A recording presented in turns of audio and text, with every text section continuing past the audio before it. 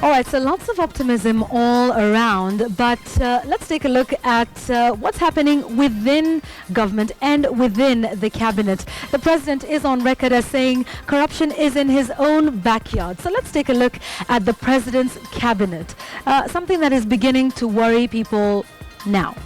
So let's start off with this. In section 152 of Kenya's constitution, it talks about the constitution of the cabinet, which it says comprises the president, the deputy president, the attorney general, and cabinet secretaries who should not be fewer than 14 and not more than 22. So let's tell you about what's happening within the president's cabinet this evening when we take a look at graft, because a number of them have stepped aside or been suspended on allegations of graft. So let's take a look at these cabinet secretaries, and by the way, 6 of them now no longer in cabinet out of a possible 18. That is a third of the president's cabinet out on allegations of corruption. We start off with the latest, Devolution and Planning Cabinet Secretary Anne Waiguru, who resigned over the weekend, citing personal attacks and obviously taking a toll on her health. She is slated to be a witness for the prosecution for the loss of 791 million shillings in her ministry, or now what would be her former ministry. All right, so let's take a look at others who have stepped aside or been suspended. Agriculture, Livestock and Fisheries Cabinet Secretary Felix Koskei, who is acting in his position. Adan Mohammed, who is also the Industrialization Cabinet Secretary. Another one who is no longer in cabinet, at least for now, on a temporary basis. Let's take a look at the next cabinet secretary who's no longer there, and that's the Energy and Petroleum Ministry. That is Davis Chirchir. He's the suspended cabinet secretary in that docket, and acting in his position is Henry Rotich, who's also doubles up as the cabinet secretary for Treasury. Let's keep moving along with these ones. And Kazungu Kambi, who was the cabinet secretary for Labor, Social Security and Services, he's now stepped aside, but in his place is Rachel Amamo, who's the cabinet secretary for Defense. Let's take a look at yet another, and that is Charity Ngilu. She was the cabinet secretary for Lands, Housing and Urban Development. In her place in an acting capacity is Fred Matiang'i, who's the cabinet secretary for ICT. I believe we've run through them. So that's 6 cabinet secretaries who are out. That's a third of the president's cabinet. Oh yes, I forgot the former suspended cabinet secretary Michael Kamau, who's facing his day in court. Transport and Infrastructure, and of course that is also held in an acting capacity now by James Macharia, who is the Health Cabinet Secretary. So we take a look at some of these developments there. A third of the president's cabinet out due to matters of graft, and we continue with our focus on the war on corruption now. And let's speak to Wanjiru Gikonyo now. Thank you very much for joining us. She's from the Institute for Social Accountability. And as you may remember, an ultimatum was issued to the president by her organization and a number of others to the president to do something. Thanks for joining us. So lots of optimism all round. Do you share that optimism tonight?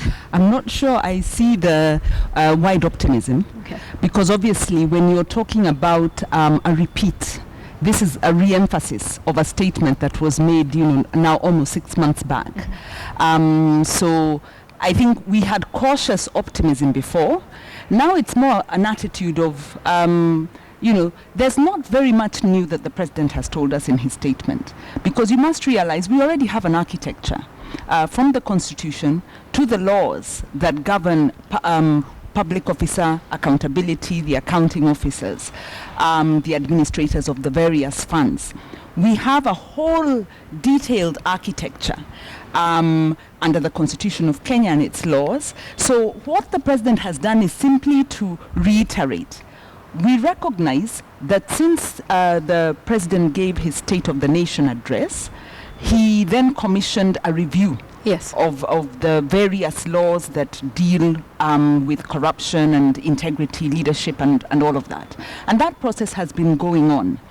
But our position has always been, there is enough in the law as we stand to ensure people step aside, to ensure people comply when you have the Auditor General bringing up a fundamental case about an issue like Eurobond, which we discussed last time, where it's very evident that you have a cabinet secretary who allowed conduct that went contrary to the law. You already have those laws in place. So why are we reaching now for the finer detail when even the broad strokes are not being addressed? But Wanjiru, some would say that take a look at his speech now. If you compare it even with the State of the Nation address that was given to the country in March, it is fairly more specific. Granted, he is not trying to reinvent the wheel. He is not trying to say that all of these institutions aren't there, but a re-emphasis, talking about the private sector, talking about banks that launder money, talking about continuous training of senior government officials in matters of ethics, inviting the private sector, the judiciary, the banking system, talking about legislation. We've seen that anti-bribery bill. And some would say, surely, to give the president credit where it is due, because this is definitely more specific in saying this is what we will do. He's created timelines for the same. I'd say yes and no.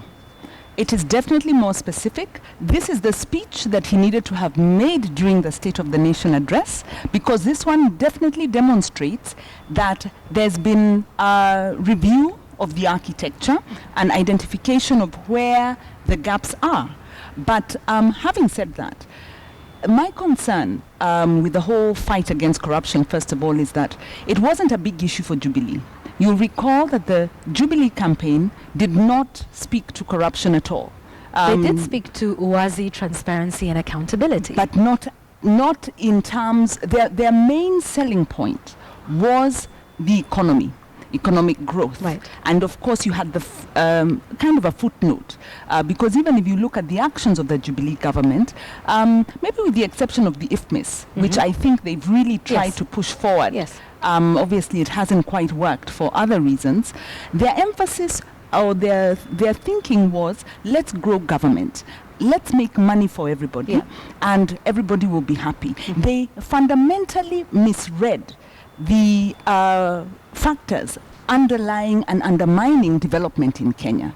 So what we can say now is, it seems the president made a statement 6 months back, and since then has come to the realization. So this is, I think the president has now caught up with the reality that you can't fight corruption by presenting a half-baked list, because the EACC list, unfortunately, was not really evidence of a fight. All right, Wanjiru, the 352 cases to date in court, some would commend that and say that, this is definitely a big cancer we're fighting, and it's not something that we can see some results overnight.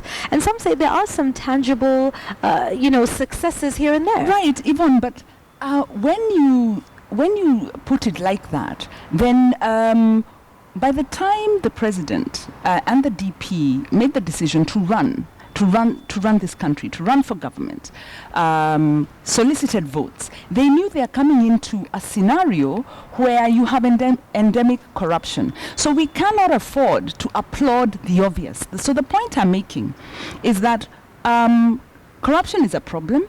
We knew it was a problem. Jubilee did not prioritize. In fact, they have aggravated, because they have within their midst people who are complicit, who are perpetuating corruption even as we stand, so that we shouldn't be too excited. The president is merely doing what he's supposed to do. The question we should be asking ourselves, because obviously he has made the statement, he's now made it again. He wants to work with stakeholders. So the questions we have to ask, because we need to keep the president accountable to this promise, is, what are the quick wins that he needs to do to demonstrate to Kenyans that he's serious about this fight? Do you see any quick wins in the recommendations that he released today? I see a statement of what is already going on.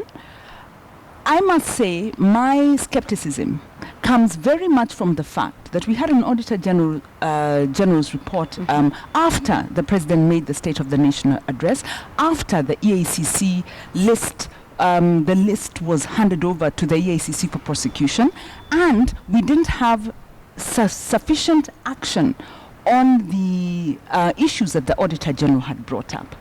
I'm also concerned that this list that was presented today is not dealing with one of the very critical aspects of fighting corruption. One is the lifestyle audit. Two is the disclosure of the directors of companies, especially in big government procurement. My fear with the approach that the president is selling to us is that it might mean we're going to fight corruption in the middle and leave the head. And you know, with corruption, they always say it's like a fish. Once the head is rotten, the whole fish is lost. So I am saying we need to go for big corruption. And there are some cases. And you don't see that in his statements today, talking about the banking sector, laundering money, senior government officials going through continuous training. Now, the point I'm making is that's already in the law. You know, this is nothing. But he could be re-energizing the fight, could he not? Well, re-energize is very well undone. But you're 2.5, almost 3 years into your presidency, very well re-energized, but we would like to see some actions. And let me be specific. We'd like to see action taken on the Eurobond. The Public Finance Management Act was breached. The Constitution was breached. And we haven't seen the commensurate action. We have, according to the statement the President issued today, officers are supposed to be responsible for implementing their statutory and constitutional mandates. So can we start there? We'd also like to see the wealth declarations.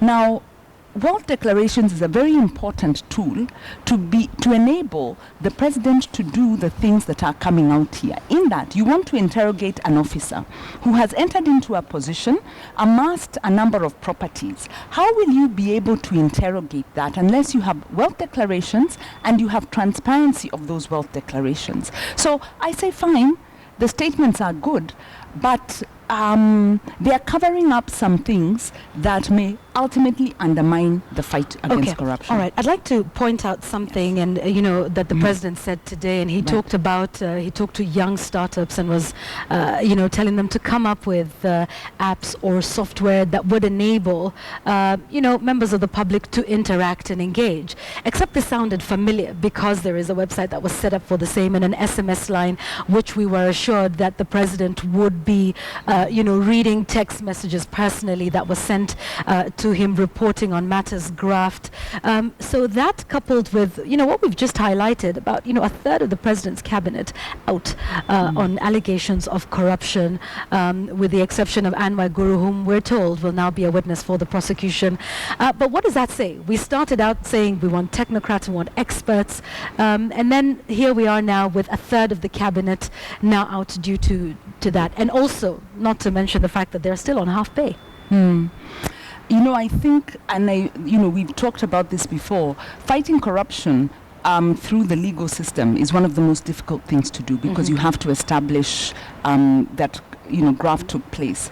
I think, and then of course we're dealing with a historical issue that somehow got aggravated in the present setup. There are factors that have triggered these cabinet secretaries to possibly engage in corruption, or their officers to engage in corruption, that are unique to this situation.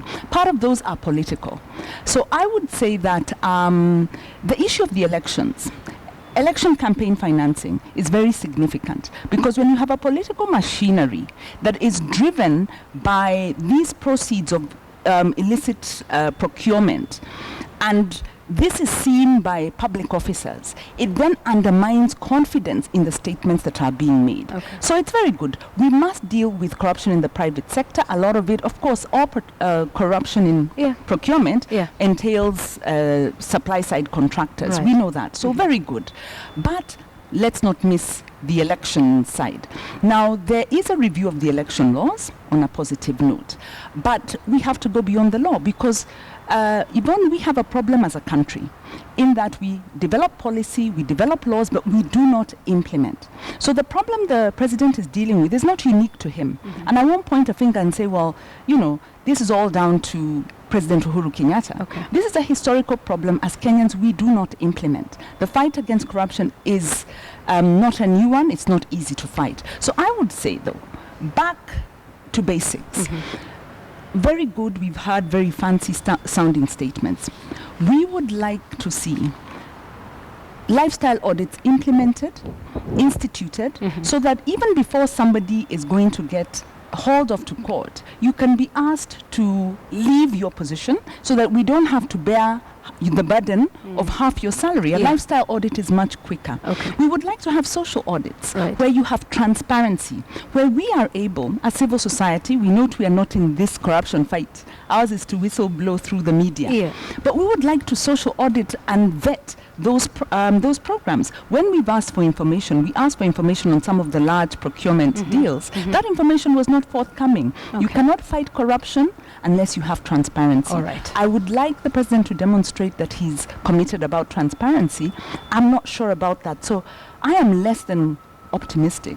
But I cautiously welcome the statements that have been made. But the president has also lost lots of opportunities to, between the State of the Nation address and now, to prove to us that he's serious. We'll leave it at that for tonight. One last Thank thing. you. Yes. Can we leave the ethics and integrity out of the school curriculum?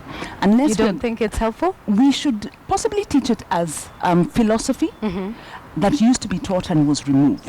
But you shouldn't do anti-corruption education in schools, especially not when you are not yet prosecuting it, because the most powerful education in corruption is that it should not pay.